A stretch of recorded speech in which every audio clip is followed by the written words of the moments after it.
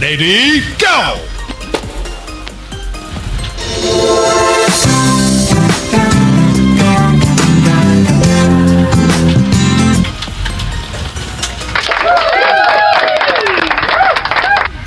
(2008) Canadian Queens, 25 cents, Elizabeth II, Munali, Canada. Yan po. Magandang araw sa lahat ng mga kabaryador. Ito na naman tayo sa bilang numismatic. Nandito na naman tayo. Tatalakayin natin ang pira, ang barya na dito sa inyong harapan from United Kingdom. 2008 Canadian Coins, 25 cents. Ito'y maganda sa koleksyon, mga kabarya.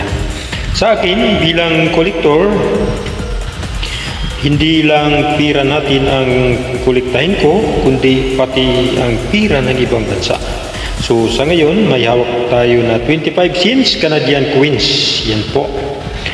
So 2008 ito na ibahagi ko sa inyo at i-update ang mga price sa Numista, kung may price sa Numista at sa online selling.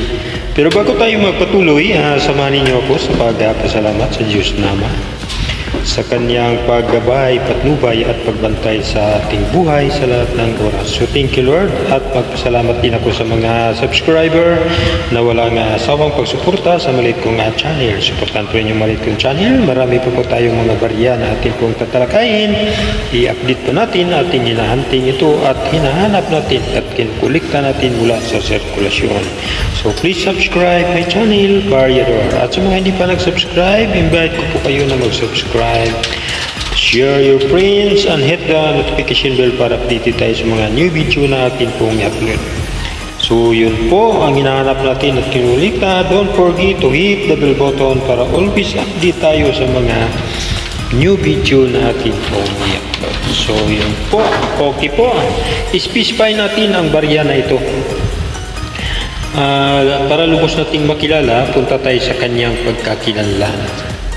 So yung barya na ito is year nito is Canada, Queen Elizabeth, year 2006 to 2022, value 25 cents.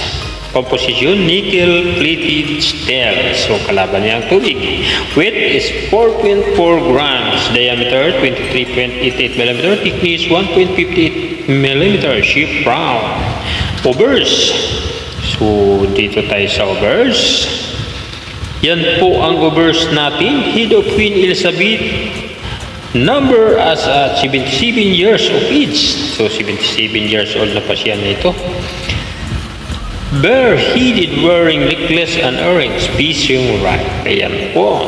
Dito naman tayo sa reverse. Reverse, a carbon is accompanied with a piece value and surrounded with inscription Canada and the date. So yan po. So age is serrated ang age po natin. Ayan po. So price sa Numista 2008, yun po ang presyo sa Numista, high value po. So titingnan natin kung talaga bang high value sa Numista ang presyo ng 2008. Tingnan natin, makita natin ang 2008 kung mayroon bang high price nito. Ito, 2008, 36%. So, medyo marami. Good, 11. Very good, 11. Fine, 12. Very fine, 15. Extra fine, 15. EU, 15. UNC, 36. So, yung iba walang price. Mayroon tayo ditong 2008 uncirculated. 0.1%. 2008, 0.2% yung specimen. So maraming klase pala ang 2008. Mayroon ditong brilliant uncirculated, 0.1%. So napakahirap hanapin yun kasi 1% lang. So yun po ang presyo sa Numista. So tungo naman tayo sa EB kung mayroon sa EB. Tingnan natin sa EB kung mayroon tayong price sa EB sa atin pong barya. Yan po, mayroon pong price sa EB right now in EB 2025 cents Canadian, number 001190 right now in EB Canadian dollar. Yan po, 14.99, around $15. Itong barya natin around $15. Ang presyo nito, equivalent po ito sa pera natin is 850 pesos Philippine money. So yun po ang nakita natin sa EB. Titingnan pa natin sa ibang seller kung mayroon tayong makikita sa ibang seller. Yun po ang price ng atin pong barya. So titingnan natin sa ibang seller. Ayan po pala si Queen Elizabeth. Ayan po, head of Queen Elizabeth as 77 years of age, bare-headed, wearing necklace and earrings, pisong white. So yun po ang kanyang ubers. So titingnan natin yung ibang price sa numista, kung mayroong ibang price sa numista sa atin pong barya.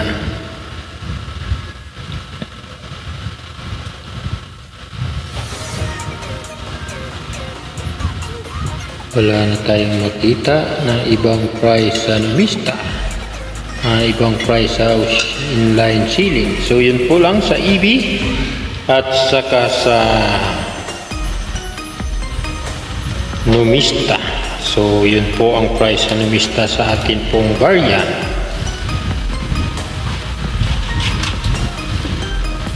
Yan po. So mataas ang sa online ceiling sa EB kasi 410. So around 15% po yun. So nasa 850 ang halaga.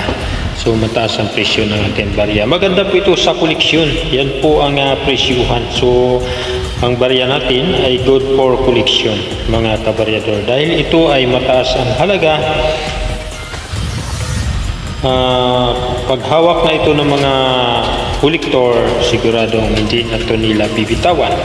Lalo na pag brilliant and circulated o maganda pa ang iyong barya. So tulad nitong hawak natin, medyo may kagandahan pa. So may price pito sa numista at sa online ceiling. So yun po, thank you so much. Kung mayroon kayo dyan, patuloy pa ang pagbili ko nito, mag-comments lang kayo at mag-subscribe para madaling manotify yung mensahe. Baka ikaw na ang susunod na akin pong mapilhan ng barya. So comments lang, at least may mensahe ka para madaling manotify, mag-subscribe. So yun po, thank you so much. God bless you. Beautiful.